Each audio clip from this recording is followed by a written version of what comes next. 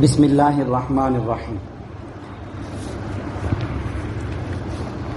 عن ابی سعید الخدری رضی اللہ عنہ قال قال النبی صلی اللہ علیہ وسلم، حضرت ابو سعید خدری رضی اللہ تعالی عنہ سے روایت ہے، فرماتے ہیں کہ نبی صلی اللہ علیہ وسلم نے ارشاد فرمایا، لا تسبوا اصحابی، میرے صحابہ کو برا مت کہو، فلو ان احدکم انفق مثل احد ذهبا ما بلغ مد احدهم ولا نصیفہ، کہ بے شک اگر تم میں سے کوئی شخص احد پہاڑ کے برابر بھی سونا خرچ کرے گا تب بھی وہ صحابہ کرام میں سے کسی کے ایک مد یا اس کے آدھے خرچ کرنے کے برابر کو بھی نہیں پہنچ سکتا ہے۔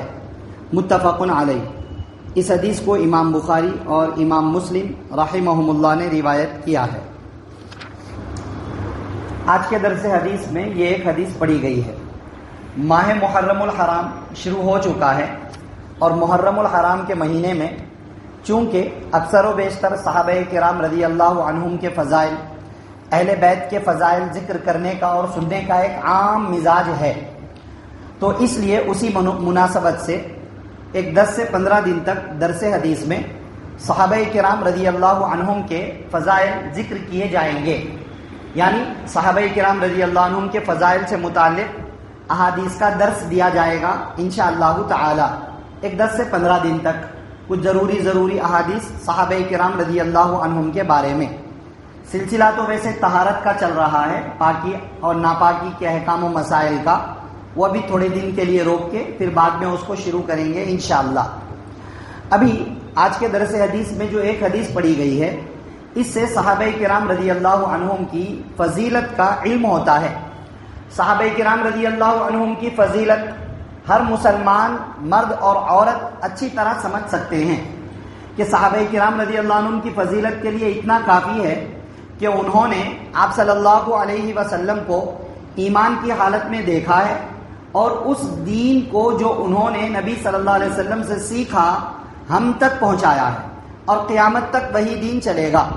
یوں سمجھ لیجئے، ہمارا ایمان اور اسلام، ہمارا مسلمان ہونا اور مومن ہونا، یہ صحابہ کرام رضی اللہ عنہم کی مرہون منت ہے کہ انہوں نے دین قبول کیا، بعد میں ہم تک وہ دین پہنچا ہے۔ اگر اس وقت میں کوئی ایک بھی دین قبول نہ کرتا، کوئی ایک بھی ایمان نہ لاتا، کوئی بھی صحابیت کے شرف سے مشرف نہ ہوتا، تو پھر دین آپ صلی اللہ علیہ وسلم سے شروع ہو کر وہیں ختم ہو جاتا۔ مگر اللہ رب العزت کو تو یہی منظور تھا کہ یہ دین قیامت تک چلے۔ اب ظاہر سی بات ہے، قیامت تک دین چلانے کے لیے پہلے مرحلے میں کوئی ایک تو ہوگا جو ایمان قبول کرے گا، تو وہ صحابہ کرام رضی اللہ عنہم کی جماعت ہے جنہوں نے ایمان قبول کیا۔ صحابی کسے کہا جاتا ہے؟ صحابی ایک تو عربی زبان کے اعتبار سے ساتھ رہنے والے کو کہا جاتا ہے۔ جو شخص بھی کسی کے ساتھ رہتا ہے وہ اس کا صحابی ہے، اس کے ساتھ رہنے والا۔ مگر یہ لفظ صحابی اپنے ڈکشنری کے میننگ میں یوز نہیں ہوتا ہے۔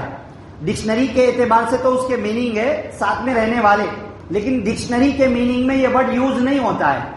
امت میں یہ لفظ، قرآن میں، احادیث میں اور علمی کتابوں میں یہ لفظ استعمال ہوتا ہے ان مقدس شخصیات کے لیے جنہوں نے نبی صلی اللہ علیہ وسلم کو ایمان کی حالت میں دیکھا، ایمان قبول کیا، اور ایمان کی حالت میں ان کا انتقال بھی ہوا۔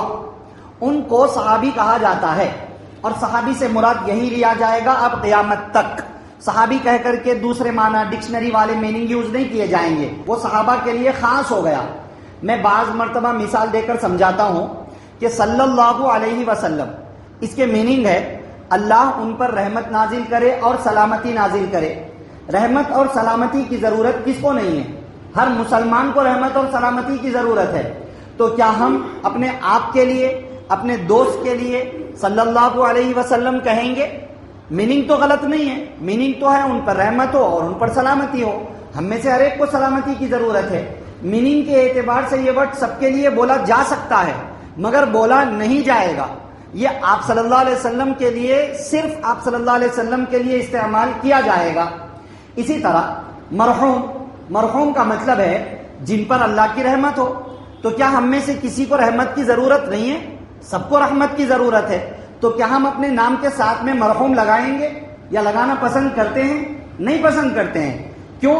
کیونکہ یہ ورڈ میننگ کے اعتبار سے اگرچہ سب کے لیے بولا جا سکتا ہے مگر یوز میں جو لوگ مر چکے ہیں ان کے لیے استعمال کیا جاتا ہے کہ وہ لوگ اللہ کی رحمت میں چلے گئے. ہم ایک امید رکھ کر ان کے لیے یہ ورڈ یوز کرتے ہیں.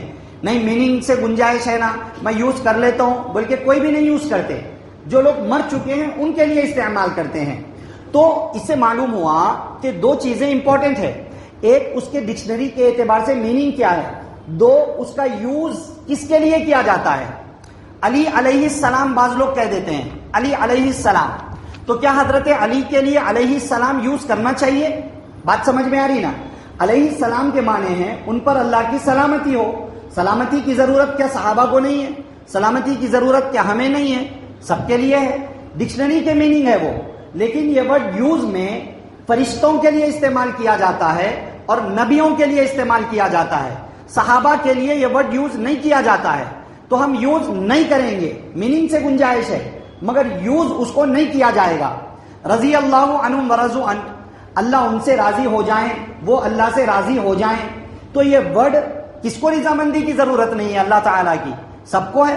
تو کیا ہم اپنے نام کے ساتھ رضی اللہ عنہم لگائیں گے؟ نہیں لگائیں گے. میننگ سے گنجائش ہے مگر یہ ورڈ یوز ہوتا ہے صحابہ کے لیے. تو صحابہ کے لیے بڑی شرف اور فضیلت والا کلمہ رضی اللہ عنہم ورضوا عنہ ہی ہے. ان کے لیے وہی ورڈ یوز کریں گے. علیہ السلام وغیرہ ورڈز ان کے لیے یوز نہیں کیے جائیں گے. تو خیر صحابہ کرام کی فضیلت بس اتنا ہی کافی ہے کہ وہ آپ صلی اللہ علیہ وسلم کے دین کو ڈائریکٹلی لے کر پوری امت تک قیامت تک کے لیے انہوں نے دین پہنچا دیا. پھر یہ ورڈ اللہ نے خود صحابہ کے لیے قرآن میں یوز کیا, رضی اللہ عنہم ورضوا عنہ. اللہ کا کہہ دینا کہ اللہ ان سے راضی, وہ اللہ سے راضی, یہ بہت بڑی فضیلت کی بات ہے. خیر درس حدیث میں جو آج حدیث آئی ہے اس میں کہا گیا ہے میرے صحابہ کو برا مت کہو, گالی مت دو. گالی دینے کا مطلب ہوتا ہے برا کہنا. ہم لوگ سمجھتے ہیں گالی دینے کا مطلب وہ ماں کی بہن کی جو ورڈز یوز کرتے خالی وہ گالی ہے. نہیں, کوئی بھی لفظ جو کسی کو تکلیف دیتا ہے وہ گالی ہے. وہ بات سمجھ میں آ رہی ہے نا. کوئی بھی لفظ, کسی کو ہم گڈھا کہہ رہے ہیں, کسی کو ٹھگنا کہہ رہے ہیں, برے القاب سے جو پکار رہے ہیں وہ بھی گالی ہے. تو آپ صلی اللہ علیہ وسلم نے فرمایا میرے صحابہ کو برا مت کہو, کسی بھی طرح برا مت کہو. گالی دینا جو ہم معاشرے میں گالی کہتے ہیں وہ تو غلط ہے ہی, ان کو برے ورڈ سے یاد بھی نہیں کیا جائے گا. صحابہ کرام کا تذکرہ ہمیشہ خیر سے کیا جائے گا. پھر آپ صلی اللہ علیہ وسلم نے فرمایا صحابہ کے درجے کو تم پہنچ ہی نہیں سکتے. صحابہ میں سے کوئی ایک مد خرچہ کرے, ایک مد مطلب تھوڑا سا, اگر صحابہ میں سے کوئی اتنا خرچہ کرتا ہے تو تم میں سے کوئی ایک احد پہاڑ کے برابر سونا بھی خرچہ کر دے تو تمہارا اتنا زیادہ خرچہ کرنا ان کا اتنا تھوڑا خرچہ کرنے کے برابر بھی نہیں ہو سکتا ہے. اتنے بڑے ہیں صحابہ کرام, اتنے فضائل ہیں ان کے. ٹھیک ہے نا بھائی. صحابہ کرام میں سب داخل ہیں. سب کا مطلب آپ صلی اللہ علیہ وسلم کے گھر والے جو ایمان لائے وہ بھی صحابہ میں, صحابیات میں داخل ہیں. اور جو آپ کے رشتہ دار نہیں تھے لیکن ایمان لائے اور ایمان کی حالت میں انتقال ہوا وہ بھی صحابہ صحابیات کی کیٹیگری میں ہیں. صحابہ صحابی صحابیہ کی فضیلت سب کو ہے. جو آپ صلی اللہ علیہ وسلم کے اہل بیت ہیں ان کو بھی ہے, آپ کی جو بیویاں ہیں ان کو بھی ہے, اور آپ کے رشتہ دار میں جو ایمان لائے ان کو بھی ہے, آپ کے دوست و احباب میں جو ایمان لائے ان کو بھی ہے, آپ کے وطن والوں میں جو ایمان لائے ان کو بھی ہے, جو آپ کے وطن کے علاوہ دور دراز سے ایمان لائے آپ کے پاس پہنچ کر اور آپ کو دیکھا اور ایمان کی حالت میں انتقال ہوا ان کے لیے بھی ہے. سب کے لیے جو آپ صلی اللہ علیہ وسلم کو ایمان کی حالت میں دیکھے, ایمان کی حالت میں مرے, وہ صحابہ ہیں اور ان سب کے یہی فضائل ہیں. اب اہل بیت کا کیا مسئلہ ہے وہ تھوڑا تھوڑا کر کے ایک دو حدیثوں کی روشنی میں 10-15 دن تک ذکر کریں گے. اور یہ امپورٹنٹ ٹاپک ہے, ابھی میں اشارہ کر رہا ہوں, آپ حضرات آئیے سنیے سمجھیے کہ اہل بیت کسے کہا جاتا ہے, اہل بیت کی فضیلت کیوں ہے, صحابی ہونے کی وجہ سے ہے یا کوئی اور ریزن سے. پھر اہل بیت بولتے کسے ہیں, فیملی کسے کہا جاتا ہے. پھر آپ صلی اللہ علیہ وسلم کے اہل بیت کسے کہا جاتا ہے، یہ بھی ایک ٹاپک ہے. ایک دن انشاءاللہ اس کی حدیث پڑھ کر اس کے ضمن میں یہ پوری ڈیٹیل قرآن و حدیث کی روشنی میں آپ حضرات کے سامنے رکھی جائے گی. آج کے درس حدیث کا بنیادی پیغام کیا ہے؟ صحابہ کرام بڑی فضیلت کے حامل ہیں، ہم ان کی فضیلت کو پہنچ بھی نہیں سکتے، بس ہمیں ان کا تہ دل سے احترام کرنا ہے. ہر صحابی ہر صحابیہ کی فضیلت ہے اور ہمیں ان کا تہ دل سے احترام کرنا ہے اور ان کی قربانیوں کا یقین کرتے ہوئے ہمیشہ اچھائیوں سے ان کا تذکرہ کرنا ہے، کبھی برے لفظ ان کے بارے میں نہیں کہنا ہے. اگر کوئی کہے برے الفاظ ان کے بارے میں تو اس کو روکنا، اس کو جواب دینا، صحابہ کا دفاع کرنا، یہ ایک مسلمان کی ذمہ داری بنتی ہے. یہ اہم سبق ملا. یاد رکھیے صحابہ کرام کی فضیلت قرآن و سنت سے ثابت ہے، اس کا انکار کرنا یا ان کا انکار کرنا یہ گمراہی ہے. اللہ تعالیٰ مجھے آپ کو سب کو ہر قسم کی گمراہی سے محفوظ فرمائے. صحابہ کرام کا فضائل پر یقین رکھتے ہوئے، ان کی قربانیوں کو دلوں میں رکھتے ہوئے، ان کے ذریعے جو تعلیمات ہم تک پہنچی ہیں ان میں عمل کی باتوں پر عمل کرنے، بچنے کی باتوں سے بچنے، عقیدے کی باتوں پر عقیدہ رکھنے کی توفیق نصیب فرمائے. آمین. سبحان اللہ و بحمدہ، سبحانک اللہم و بحمدک، ونشہد ان لا الہ الا انت، نستغفرک و نتوب الیک.